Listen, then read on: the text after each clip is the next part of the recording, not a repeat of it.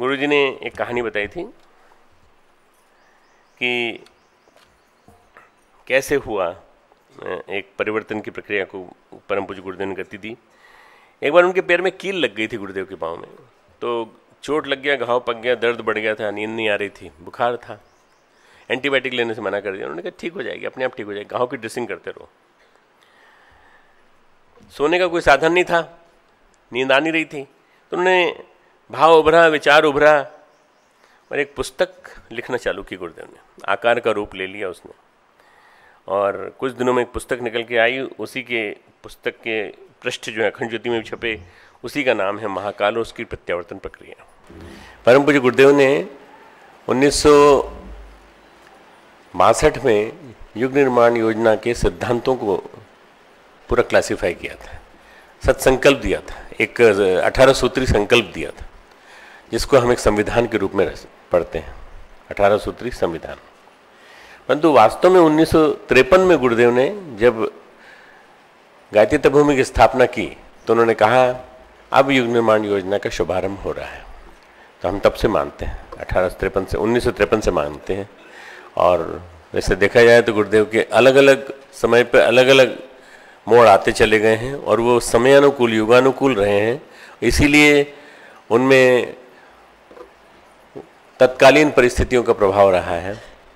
1947 में भारत आज़ाद हुआ था और परम पूज्य गुरुदेव ने अखंड ज्योति में उन श्रृंखलाओं को देना चालू कर दिया था कि अब हमको क्या करना है, अब हमें नया समाज बनाना है, नया जमाना लाना है। बस ये नया जमाना लाना, ये युग निर्माण योजना है। युग का मतलब होता है एपॉक, EPOCH, इपॉक, एक पर्टिकुलर पीरियड, टाइम पीरियड। उस समय को, समय अवधि को, काल अवधि को, विशेष अवधि को बनाना और बना के खड़ा कर देना। एक मकान बनाने में पसीना आ जाता है हमको, घर बनाने में पसीना आ जाता है, एक बच्चे को बना करके खड़ा करने में, उसको डॉक्टर बनाने में, इंजीनियर बनाने में हम लोगों की पूरी ज़िंदगी लग जाती है।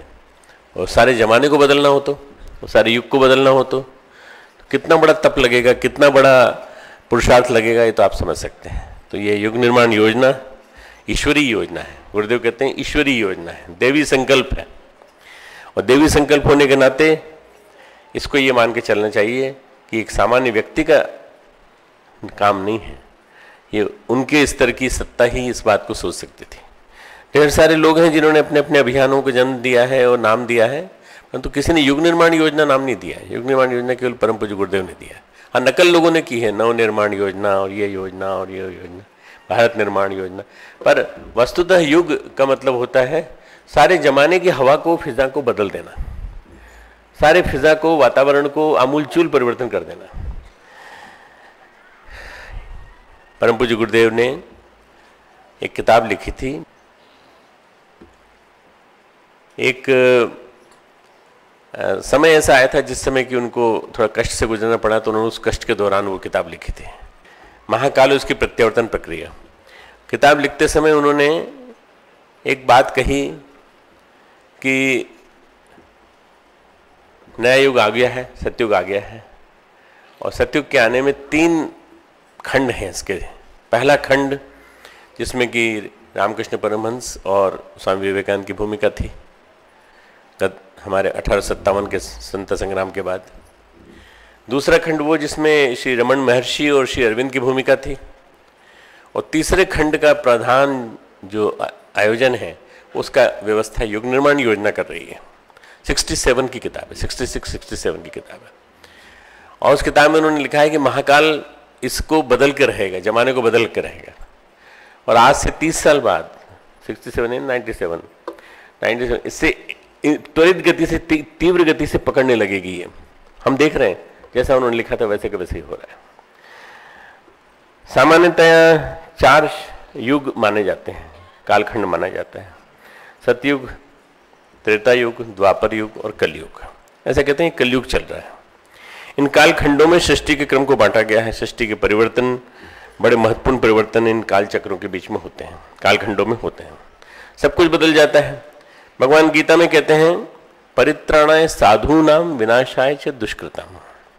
मैं 4थे अध्याय का 8वां श्लोक, मैं अपना उद्देश्य घोषित कर रहा हूँ, अपने अवतार का कार्य बता रहा हूँ मैं कि मैं अवतार क्यों लेता हूँ। अभ्युत्थानम धर्मस्य तदात्मानम सृजाम्यहम्। मैं उसी के लिए सृजन करता हूँ और मैं अपने आप को प्रकट करता हूँ और प्रकट करके योग माया को अपने अधीन करके मैं अवतरित होता हूँ। तब मेरा अवतार होता है। और कहते हैं संभवामी युगे युगे, ऐसा जब जब होगा तब तब मैं आऊँगा।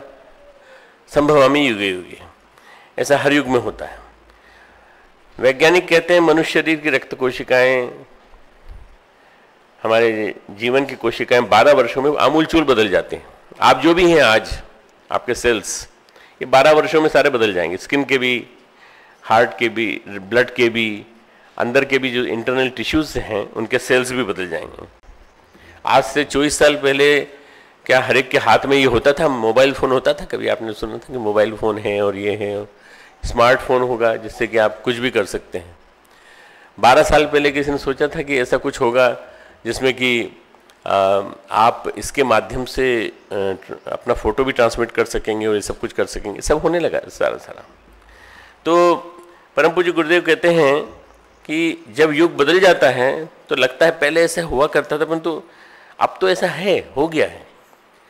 अमृतलाल नागर हिंदी के एक बड़े प्रसिद्ध उपन्यासकार हुए हैं। उन्होंने एक उपन्यास लिखा है करवट। हम करवट लेते हैं जैसे बाई करवट, दाई करवट, ऐसे उन्होंने करवट लिखा है। बड़ा प्यारा उपन्यास है। इस उपन्यास में उन्होंने लिखा है किस तरह से हमारा तरीका बदला, हमारा ढंग बदला।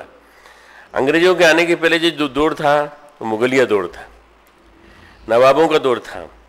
पहनावे में अचकन थी, शेरवानी, अदालतों की भाषा उर्दू, फारसी। अभी भी यहाँ तक कि कई अदालतों में फारसी शब्द और उर्दू शब्द ऐसे यूज़ किए जाते हैं, कई बार लगता है कि हम किस ज़माने की चीज़ भाषा पढ़ रहे हैं।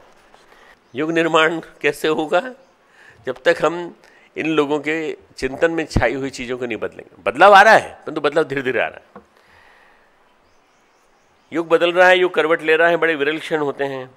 मुगलों का शासन था, राजपूतों का शासन था, एक स्वाधीनता की आंधी आई, सब बदल गया, प्रजातंत्र लोकतंत्र आ गया। क्या सब कुछ अपने आप घटित हो जाता है? अपने आप नहीं होता है। हर संसार में हर कार्य के पीछे कोई कारण होता है। हर कार्य के पीछे कोई न कोई कारण होता है। जो क्रिया होती है उसके पीछे कोई न कोई ऊर्जा सक्रिय रहती है। जब क्रिया व्यापक होती है तो ऊर्जा भी व्यापक हो जाती है। जब उसकी परिधि व्यक्ति से बड़ी होकर, परिवार से बड़ी होकर, गांव समाज से बड़ी होकर, देश राष्ट्र से बड़ी होकर पूरी धरती पर व्यापक हो जाए तो ये मानना चाहिए कि युग परिवर्तन की आंधी अब आई है। ये सारे के सारे विश्व के स्तर पर हो रहा है, पूरे हर आयाम में होती है। युग परिवर्तन के पीछे जो ऊर्जा सक्रिय होती है वो उतनी व्यापक होती है, उतनी अनंत होती है, उतनी विस्तारपूर्ण होती है, जिसका नाम है ईश्वरीय संकल्प। ये ईश्वरीय संकल्प है कि भारत को विश्व की महाशक्ति बनना है। ईश्वरीय संकल्प है कि भारत को विश्व का नेतृत्व करना है, जगत गुरु बनना है। तो उस विश्व के जगत गुरु बनने की प्रक्रिया में जो काम होना है उस काम के लिए स्टेजेस बन रही हैं, स्टेप्स बन रही हैं, तैयार हो रहा है पूरा का पूरा। युग परिवर्तन व्यक्ति नहीं किया करते, उस इंसान मिलकर के युग नहीं बदल सकते। एक चेतना चलती है, एक प्रवाह उमड़ता है। गुरुदेव ने कहा एक आंधी आती है, एक तूफान उठता है, और जो व्यक्ति उसके माध्यम बनते चले जाते हैं। युग परिवर्तन के ब्रह्म मुहूर्त को, महान क्षण को श्री अरविंद ने नाम दिया है देव मुहूर्त। संसार से तर जाते हैं, तो न जाने क्यों कई लोग ऐसे होते हैं जो नहीं समझ पाते। नमाम दुष्कृतनो मूढ़ा प्रपद्यन्ते नराधमाः माया अभ्यत ज्ञाना आसुरम भावा माश्रिता। माया के द्वारा जिनका ज्ञान हरा जा चुका है, ऐसे आसुर स्वभाव को धारण किए मनुष्यों में नीच दूषित कर्म करने वाले मूढ़ लोग मुझे पहचान नहीं पाते। भगवान आते हैं, विभिन्न रूपों में आते हैं, और भगवान आकर के परिवर्तन की प्रक्रिया गतिशील करते हैं, पर मूढ़ लोग नहीं पहचान पाते, मुझको नहीं बचते। हमारे एक गीत की लाइन है छोटी सी, धन्य होंगे जो कि इस अभियान से जुड़ जाएंगे। जो इस अभियान से को पहचान लेंगे, जुड़ जाएंगे, वो धन्य होंगे। अपनी पुस्तक में उन्होंने लिखा है क्रांतियाँ मालगाड़ी के डब्बे की तरह से आएंगी। मालगाड़ी के डब्बे, वो चाहते तो पैसेंजर ट्रेन भी लिख सकते थे, तो आजकल की पैसेंजर ट्रेन कितनी स्लो चलती है आपको मालूम है, लेट होती है। इसीलिए उनका मालगाड़ी के डिब्बे जो हैं आपके सामने से निकलते चले जाते हैं, 1 2 3 4 5 6 7 8 आप गिनते चले जाते हैं। कभी कभी 80-80, 90-90, कभी 150-150 डब्बे होते हैं, कंपार्ट, एक के बाद एक, एक के बाद एक, धड़ धड़ धड़ धड़ धड़ धड़। उनका क्रांति आएंगी तो ऐसी आएंगी, एक क्रांति, एक क्रांति, नारी जागरण की क्रांति, बौद्धिक जागरण की क्रांति, सारे के सारे विश्व में पर्यावरण की क्रांति, जल संसाधन के विकास की क्रांति, जल की खेती होने लगेगी जगह जगह, कभी किसी ने सोचा भी नहीं था, अब जगह जगह हो रही है। जो नहीं कर रहे हैं वो पछता रहे हैं। महाराष्ट्र में सूखा है, भयंकर सूखा है, बुंदेलखंड में भयंकर सूखा है, छत्तीसगढ़ में सूखा है। क्रांतियां घटित होगी, एक के बाद एक घटित होती जाएंगी। दुनिया के हर देश में, देश के हर कोने में व्यक्ति इससे अपने आप जुड़ते चले जाएंगे। युग निर्माण का एक पक्ष नहीं है, युग निर्माण उतना व्यापक है जितना मनुष्य, उसका जीवन, उसका सारा समाज। युग निर्माण केवल व्यक्ति तक सीमित नहीं है, युग निर्माण व्यक्ति, समाज, पूरा के पूरा विश्व, पूरा पर्यावरण, सारा प्रकृति, सारा पर्यावरण, सब कुछ इसमें शामिल है। मतलब बदलेगा, बदलाव आएगा, निर्माण आएगा तो व्यक्ति में भी आएगा, परिवार में भी आएगा, समाज में भी आएगा, राष्ट्र में भी आएगा, विश्व में भी आएगा, पर्यावरण में भी आएगा, पूरे के पूरे एरा में आएगा, पूरे के पूरे एरा में। जीवन के संपूर्ण परिदृश्य इसमें समाहित हैं। इसमें भागीदार होना है, साझेदार होना दर्शाता है कि हम भगवान के साथ अपनी साझेदारी निभा रहे हैं। कर्म तो हम करते ही रहते हैं, पर अपने हितों के लिए सक्रिय रहते हैं। अपने लिए बहुत कुछ किया हमने, करते हैं, भविष्य में करेंगे, परंतु कभी कभी ऐसा समय आता है जिसमें हमारा स्वार्थ न हो, हमारा अहंकार न हो, हमारे हित न हो, ऐसा कर्म करने का अवसर केवल युग निर्माण में है। बस युग निर्माण में जो कर्म किए जाएंगे, चाहे गंगा की सफाई हो, चाहे मंदिरों की सफाई हो, चाहे वो समता का स्वरूप बनाना हो, सबको एक साथ सामूहिक भोजन कराना हो, चाहे भूखे को भोजन कराना हो, ये सारे के सारे काम जितने भी हैं, ये सारे के सारे, चाहे गंगा विरल अभियान हो हमारा, नदियों की सफाई हो, पहाड़ों में वृक्षारोपण हो, जमीन पे वृक्षारोपण हो, पहाड़ियाँ हरी भरी की जाएं, ये सारा काम युग निर्माण है। हमारे अहंकार को प्रश्न मिलता हो, सब मैंने किया, मैंने नहीं, हम सब ने मिल करके इस काम को किया है। और ये किस लिए किया है? क्योंकि हमारे गुरुदेव का संकल्प है। भगवान के साथ साझेदारी है, ईश्वर के साथ अपने संबंधों का निर्माण। हमारे साथ बने रहने के लिए नीचे दिए गए सब्सक्राइब के लाल बटन को दबाकर हमारे चैनल को सब्सक्राइब करके बगल की घंटी दबाकर ऑल के ऑप्शन पर क्लिक जरूर कर देना, जिससे हमारी गतिविधियों के बारे में आपको सूचना मिलती रहे।